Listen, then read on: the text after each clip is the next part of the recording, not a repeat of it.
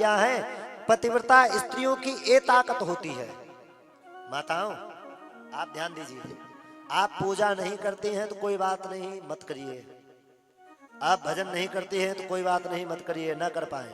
लेकिन आप अपने पतिव्रत धर्म पर एकाग्र रहिए, एकाग्रचित रहिए। आपके जीवन में कभी कोई कष्ट नहीं आएगा, कोई संकट नहीं आएगा और हर मनोकामना आपकी पूर्ण होती रहेगी। पतिव्रत धर्म जानती हैं आप लोग? जो सीता मैया को अनुसुईया मैया ने ज्ञान दिया था, सिखाया था, अपने पति को ही सब कुछ मानना, परमात्मा मानना।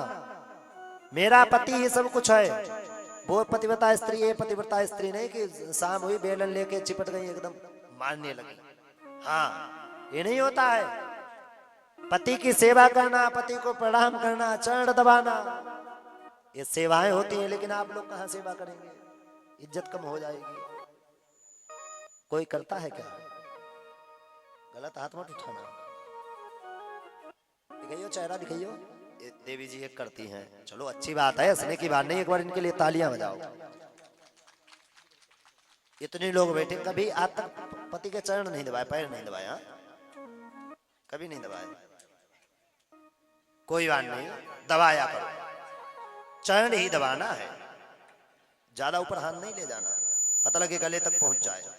हाँ, एक बार एक पत्नी से परेशान पति आ गए, महाराज जी क्या करें? पत्नी ने तो बिल्कुल, महाराज ने घर से पैर रखो, तुरंत कहेगी कहां जा रहे हो, कहां जा रहे हो? घर में पड़ा रहूंगा, दिन भर तो कमाऊंगा, खाऊंगा क्या? बात मैंने कहा ये भी सही है। महाराज जी ऐसी पत्नी मिल गई है, कुछ बता नहीं सकते। और कोई कोई किसी किसी की सीधी भी होती है।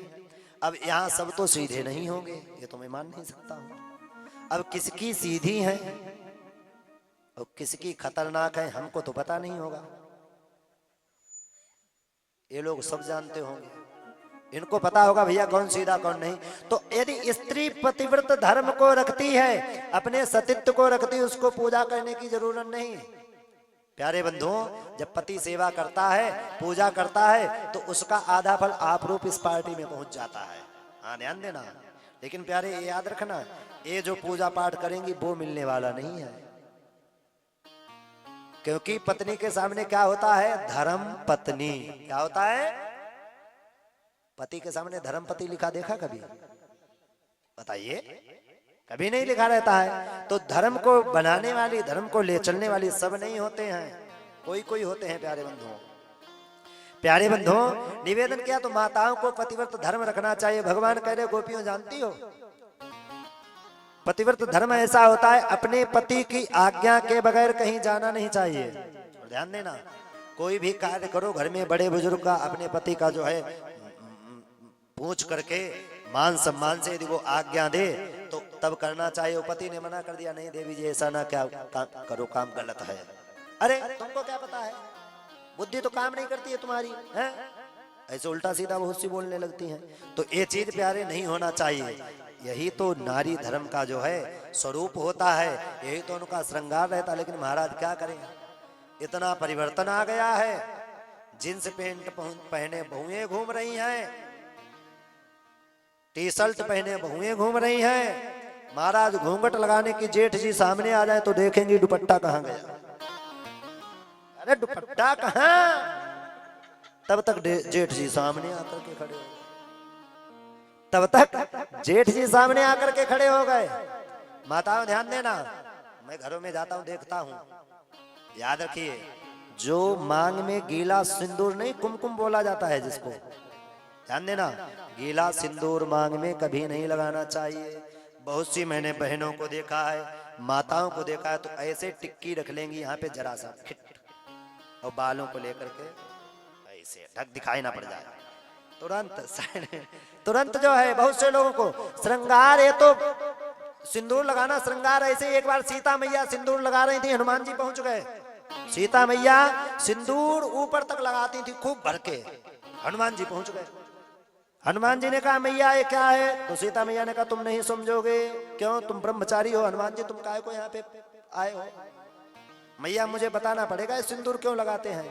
बोले जितना लंबा सिंदूर हम लगाएंगे उतने प्रभु जी प्रसन्न होते हैं। हाँ, हनुमान जी बोले ऐसी बात है मैया? बोले हाँ। और वाकई में सिंदूर लगाने से जितना लंबा सिंदूर रहता है उतनी लंबी पति की आयु रहती है। हाँ, तो खूब लंबा लगाया करो यहाँ तक। प्रेम से राधे राधे।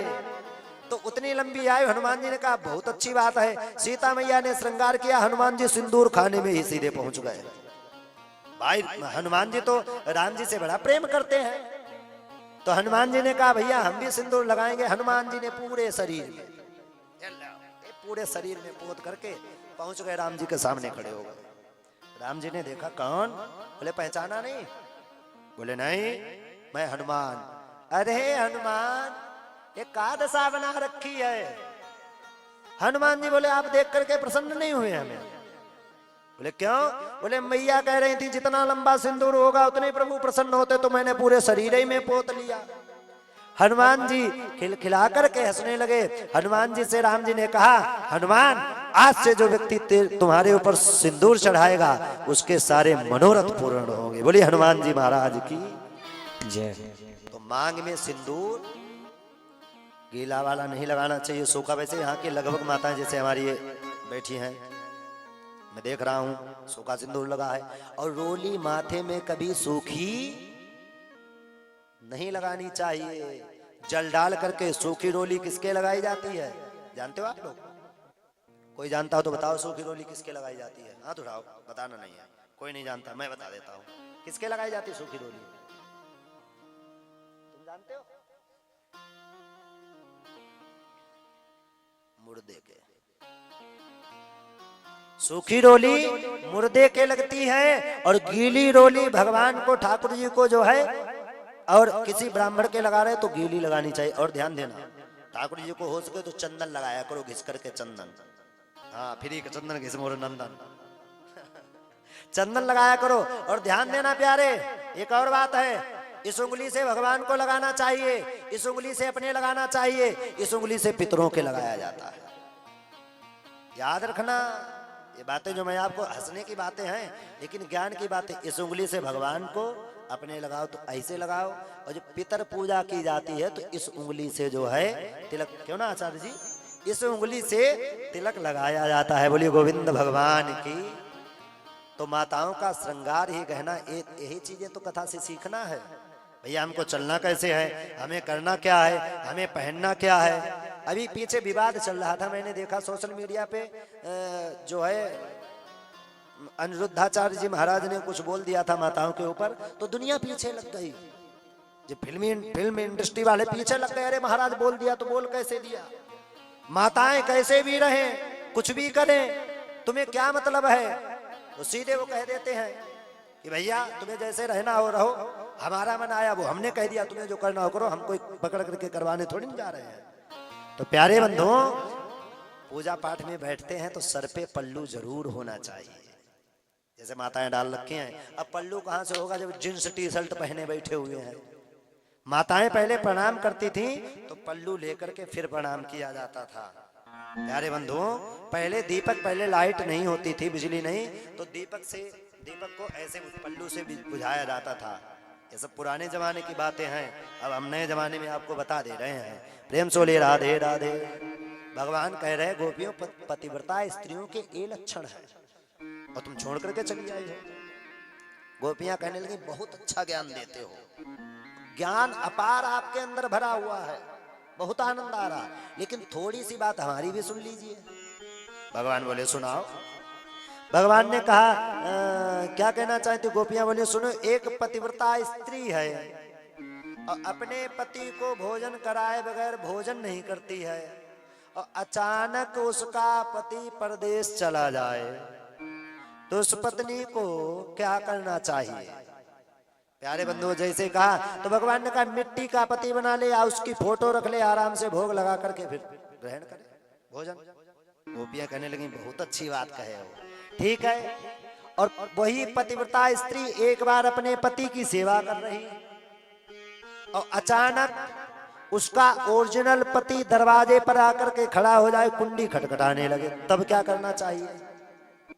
तो भगवान बोले जब ओरिजिनल पति मिल जाए तो मिट्टी के पति को छोड़ करके ओरिजिनल पति को पकड़ना चाहिए। तो गोपियां कहने लगी मैं यही तो समझा रही हूं। अभी तक किसकी सेवा कर रही थी? मिट्टी के पति की। और आज आप ज्ञान दे रहे हैं कि जो है अपने पति को छोड़ करके क्यों आई? जब भगवान